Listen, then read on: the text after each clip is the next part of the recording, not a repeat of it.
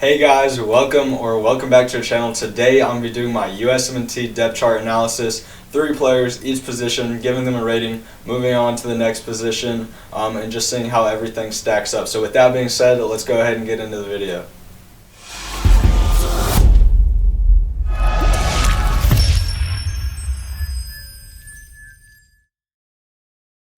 Okay guys, so the format of this is going to look like this. I'm going to have 3 players each position. Right here you can see the goalkeepers.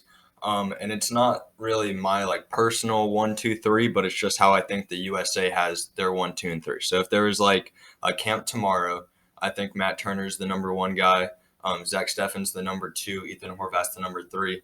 And then so for the other positions besides keeper, obviously the first guy is the guy that I kind of think will start most games. The second guy, he'll probably be at camp, but he'll be a backup. And then the third guy is kind of a 50-50 with the whole 26-man roster thing now. So he might be coming to camp, he might not. It kind of just depends on position and then how well that player is. So with here we have the goalkeepers, Matt Turner, Zach Steffen, Ethan Horvath. This is a pretty complete group. You don't really have anyone who sticks out either way. No one's like a world-class goalkeeper, but we don't have anyone that I wouldn't be comfortable in between the sticks with either.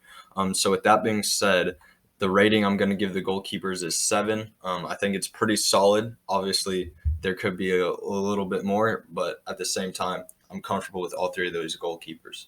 So moving on to left back, we have Anthony Robinson, Joe Scally, and George Bello. So this one, obviously, Anthony Robinson is a very strong starter. He's not going to be playing in the Premier League. However, the other 2, Joe Scally, he plays in the Bundesliga, but his performance with the USA kind of throws him off a lot. He did not play well with us. And then George Bello is obviously in the second tier of the Bundesliga now. I'm still looking to become a regular starter. So I really like the starter in this lineup for the USA. However, the other 2 are not great. So that's going to knock it down to a 6 for me. When Anthony Robinson's healthy, we're good. If something ever happened to him, though, I just don't really like the depth we have right now in that position.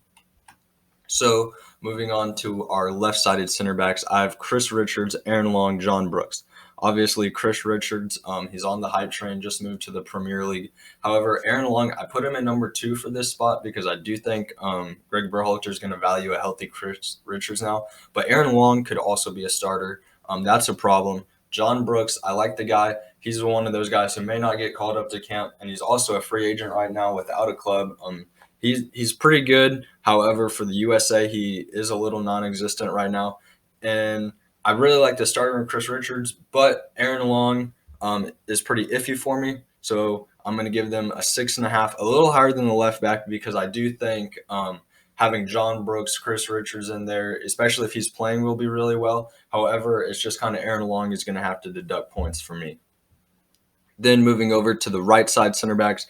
Now we have Walker Zimmerman, who's probably the best American center back at this point. He's been MLS Defender of the Year, I believe, 2 years now.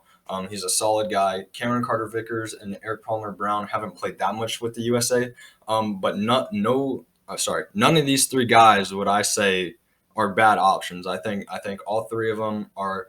They have their strengths, they have a few weaknesses, but for the most part, I trust all 3 of these guys to play at that right center back spot. And so I'm going to move them to a 7. No studs, but just another trustworthy group, kind of like the goalkeepers. Now moving over to our right back, we have a stud in Serginho Dest whenever he's healthy, DeAndre Yedlin, and then Reggie Cannon. So for this one, I obviously think the starter is very, very good. Serginho Dest, he's a great player. DeAndre Yedlin has World Cup experience, which is huge. Not a lot of these guys have World Cup experience. So even though he's not the best player, I think he's a great leader. I've seen him give good speeches to the guys and stuff like that. And then Reggie Cannon isn't the worst option to have as your third right back. So I'm going to give them the highest group so far, 7.5 rating. Serginho Dest kind of carries the team. DeAndre Yedlin with the World Cup experience. And then Reggie Cannon, I think, just kind of does the job. So 7.5 for the right backs. Now moving on to the defensive mids, we obviously have Tyler Adams, new Leeds United player, Kellen Acosta, and James Sands. So this is, I would say, another pretty solid group of guys. Tyler Adams, one of our best midfielders in a very strong midfielding group. Kellen Acosta, he's kind of off and on with the USMNT fans. I think he does bring a lot to the table. I really like his set piece taking.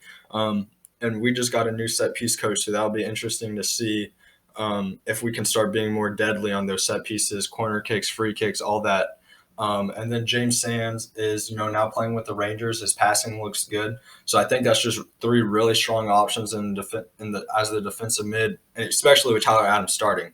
He's a great player, so this is going to be a 7.5 for the defensive mid group, tied highest best with the right backs.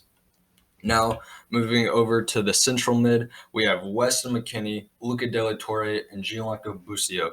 So, Weston McKennie, obviously probably one of the most important players on the whole team, if not the most important player, when he's healthy. But he has shown he's injury prone. Right now, he's going to be missing another month for Juventus, at least a month, with his dislocated shoulder, might be out for the September camp.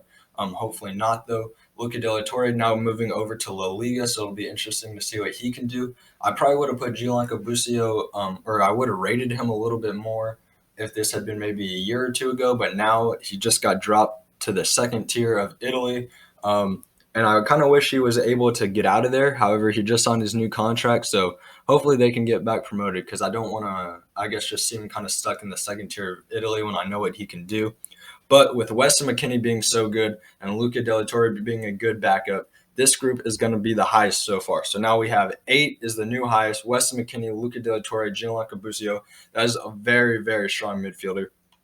And things are only going up. So now we have the attacking midfield. We got some youth. Brendan Aronson, Yunus Musa, and I honestly don't know how to say the third guy's name, Djorde Mihalovic, but I don't know if that's 100% correct. But Brendan Aronson, I think, is really strong. Watching him preseason with Leeds, this dude presses like crazy. He's like top 99% in the world, I believe, for the UCL last season. In pressures, the guy is crazy. Yunus Musa, obviously a great player too, especially with the USA. Greg Berhalter kind of tipped him as the breakout man. It'll be interesting, that starting role for the World Cup. And just in camps moving forward, is Brendan Aronson going to start at attacking mid? Yunus Musa going to start at attacking mid? And then so obviously Reyna could have gone in this group, but I was only letting myself go one person for each position, so I didn't want to put multiple guys there. And so you're obviously going to see Reyna over in a different spot. But I still think that gives this group enough to be an 8.5 rating, just because you have Yunus Musa, Brendan Aronson. Although Giovanni Reyna wasn't there, there's really good options in that attacking mid role, and I think all those guys are really, really good, and definitely destined for some breakout seasons this year. Now, moving over to the left winger, you obviously have a very, very good starter in Christian Pulisic, but then you kind of have a little bit of a drop-off when we have guys like Jordan Morris, Malik Tillman.